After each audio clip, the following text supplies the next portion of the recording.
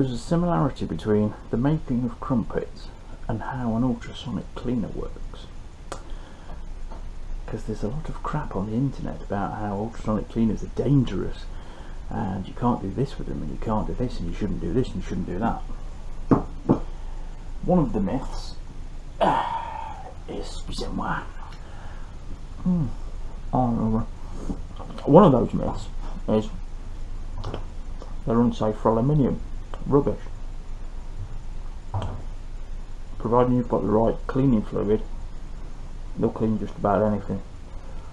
And how they work is cavitation. Some people think they shake the dirt off. They don't.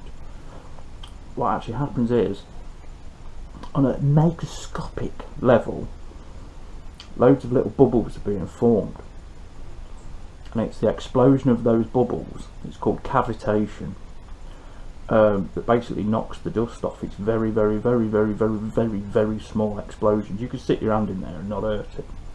But also, if you've seen the damage that cavitation can do, you can understand why some of these rumours come about. Boat propellers, submarine propellers and stuff like that can literally be eaten away by cavitation, as the tips of the propeller create cavitation, and the bubbles will eventually they like erode the propeller. The other thing, they're actually really good for cleaning PCB boards, stuff like that. People say, oh no, you can't put it in there because the vibration knackers the solder and all this lot. Again, misunderstanding how it's used. If you've got a PCB board, you know what I mean. You can put it in a cleaner like that, obviously thoroughly dry everything, and the same using it anyway. You've still got to wash the parts afterwards to get the cleaning fluid off, so it's no different to using a carb cleaning dip or anything like that. You still got to wash the stuff, you still got to rinse it, dry it. So anyway, that's out of the way. Similarity with crumpets, these are formed using bubbles. Basically a crumpet is a pancake recipe with bicarbonate of soda, and the bicarbonate of soda gives it all these holes. It's bubbles, so bubbles are our friend. Right, today's job, I'm going to try out the wobble sockets, see if I can get these errant exhaust studs off, and then we'll try banging the exhaust off and what have you. So I will reset you and finish my breakfast, or continue with my breakfast, and then we'll see if that wobble socket can get at the exhaust nuts that a normal socket or spanner, because it just didn't have any leverage. So we'll give them a go. So give us a minute, I'll be back with you. Folks, crumpets eaten, and I've got a nice here we go. I've got a nice cup of tea, and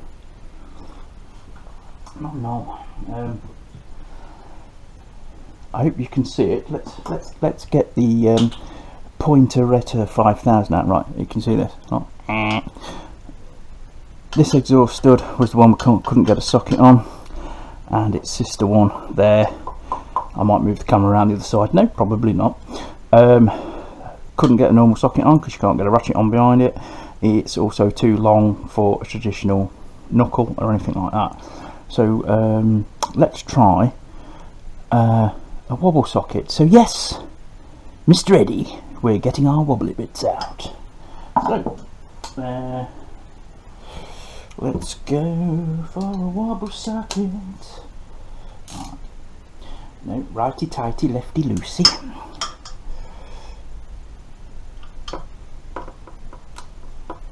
Ooh, that extension might be just a little bit too... Oh, she's on. Right, let's see. Now, there's no guarantee that this this will undo. It may snap like another one. Oh look, it snapped. The problem with this bike, and bikes of this age in general, is it is corrosion usually. In Pinky's case, quite often she was ridden, put away, you know, not cleaned very often. Mrs. Sheddy's not technically minded, not nuts and bolts. She's brilliant at other stuff, but nuts and bolts, not her forte. You know, not mine either really, but the basic problem, the biggest fight we're going to have with this bike is the corrosion, which is the whole point of digging into it, is so we can either arrest it, cure it, replace parts like exhaust studs, they'll be replaced with stainless, but obviously the frame is my main concern. So we're just going to have to see, we'll see how we get on. So right, well that one's broke, so that's about, what, out of 8 studs I think we're on about a 50-50 ratio at the moment. So I'll see if we can get the wobble socket on that other one. So I might move you around the other side and then we'll go from there.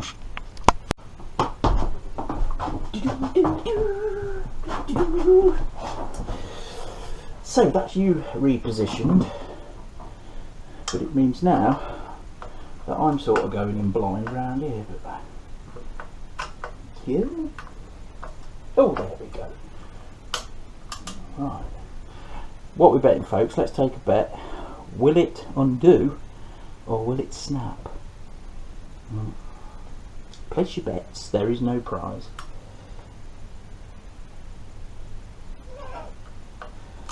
Oh, that's going to snap. Yeah, it's going to snap. All it means is we're just going to be using a bit more, yeah, it's gone, penetrating fluid, mould grips, and getting the studs out. But wobble socket for the win. I made easy work of that. They're going to be a big boon. I'm not even sure whether you can see me, I don't really care. They're going to be a big boon, but yeah. So that's, at least I've managed to get all the nuts off. 1, 2, 3, 4, 5, 6, 7, 8. Right, I'm going to have a quick count up, see how many have actually broke. Right, those two are good. That's broke. That's broke. That one's good. I still think we're 50-50. That one's broke. So we're 3 for 3. No, it's a 50-50 split. We have 4 broken off and 4 that actually came undone. Which I'll tell you what, considering this is the original system, and as far as I'm aware has never been off. I don't know, might be wrong, but as far as I'm aware it's never been off. I'd still call that a win, to be honest. It's like I was really surprised with Nibbler and the GS, both of those came off, you know, without breakage. So yeah, it is what it is. But this is the whole point of this, is to address stuff like this. So in my view we're still on a winner. So let's see if we can get the collar to move.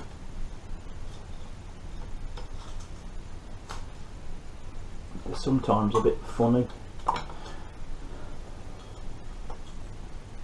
They sometimes require a little bit of percussive maintenance to get them to shift.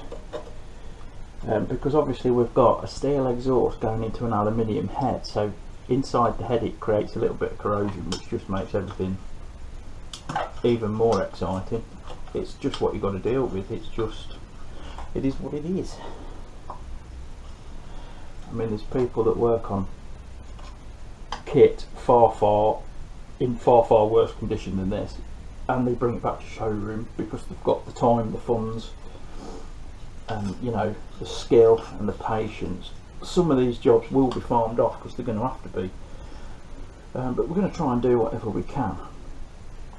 The headers and collector on this are stainless, so these can hopefully be cleaned up, reused again, new exhaust gaskets. The idea is to have the engine blasted for repainting, because it's really the only way to get it back to a good condition. And I've got a local guy who does aqua blasting and stuff like that, so we'll just see how we get on. So yeah, so what I'm going to do, I'm going to fanny around with these couple of collars, get them loose, and then hopefully when we're ready to drop the exhaust, I will bring you back. Right, I think some moron actually managed to put the GoPro on photo mode, so I'm not sure how much I filmed, but I've removed the airbox. All this, these feel a bit weird because they are pipes. I think this bike was actually fitted with some sort of evaporation system, you know, emission system, because there's an emissions little case on the back here which this vents to. A lot of the rubber hoses and stuff are in pretty dire shape. They're split,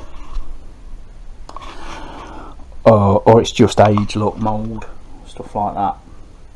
And because we're dealing with the fuel system or an evaporation system, the evaporation system we might just be able to get rid of because it doesn't really need it.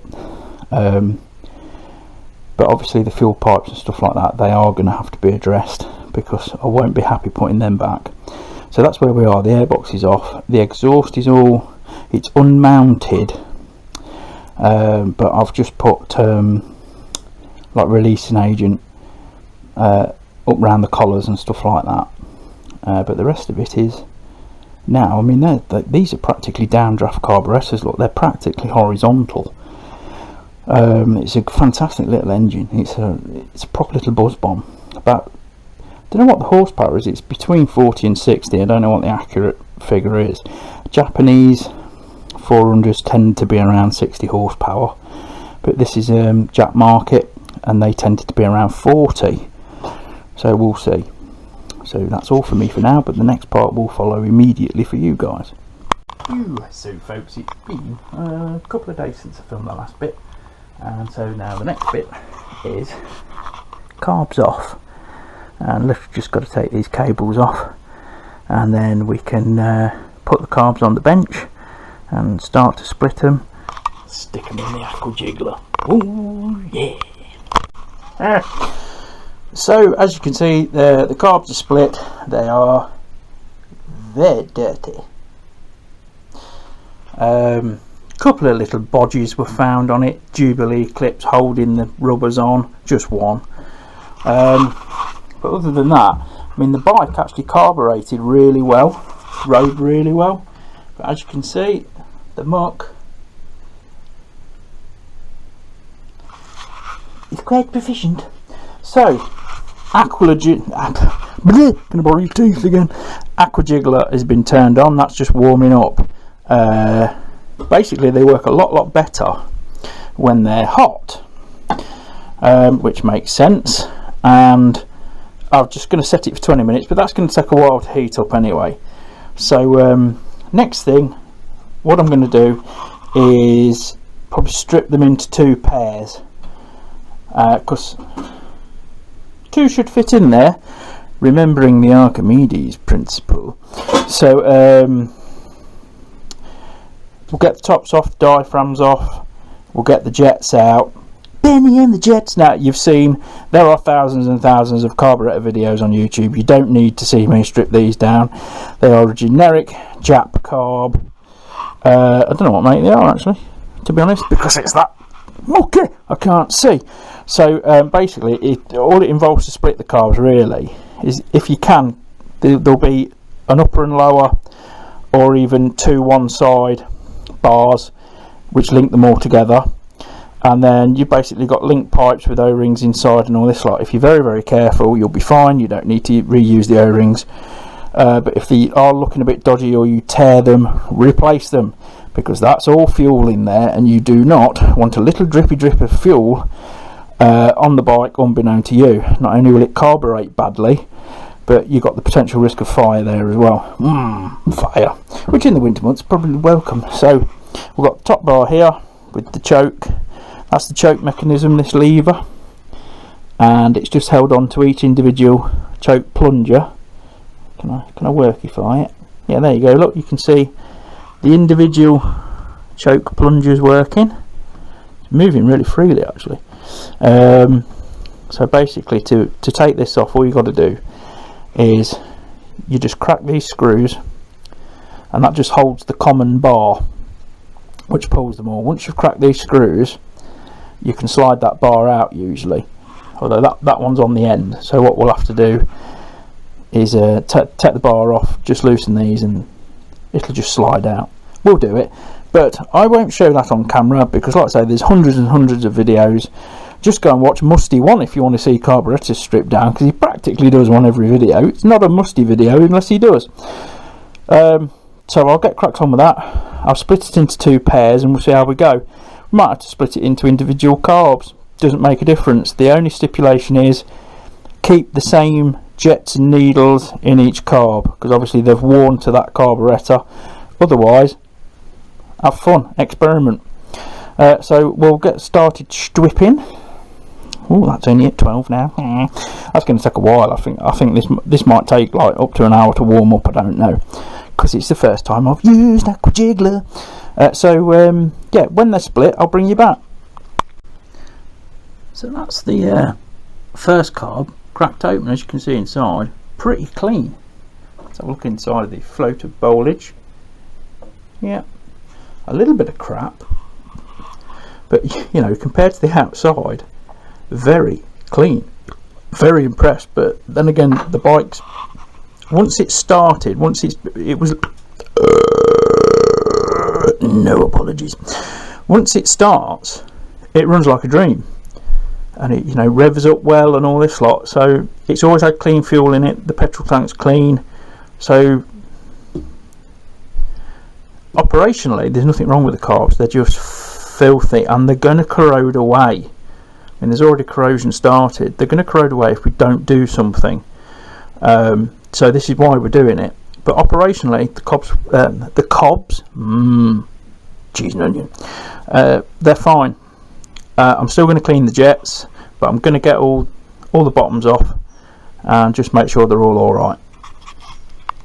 Oh, one thing I will say is, all these screws have a tiny little, I don't know whether it's going to show up on camera, but all these screws have a little dot on them. If they have, I don't know whether that's going to show. Don't know. If they've got a dot on them, they're JIS, Japanese Industry Standard. And I've said this before, I'll say it again, get yourself a set of JIS screwdrivers, because these are not Phillips. If you've ever worked on a set of carburetors, chances are 50% of the screws have been rounded off, knackered, you know, tightened and then peened over and all this lot, because people have used the wrong screwdrivers.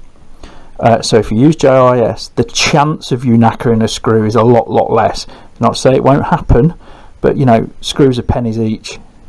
You know, it's to fully refurb these cars with carbs with new screws and all this lot is not going to be expensive, and you know, it pays off in the long run. So there's your dot. Use a JIS, but use a JIS on Japanese bikes anyway, because all the screw fasteners are JIS basically. Right, education over. It's fucking noisy, but let's see. I'm giving these 15 minutes.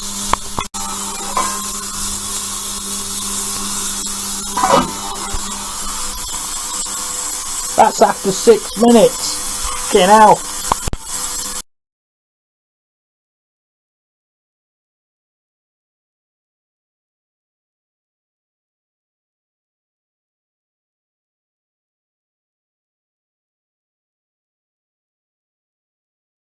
So folks, I'm having my breakfast. That's not my smoking paraphernalia. I've never smoked, nor has my sister. So the first use of the aqua jiggler, yeah, very good.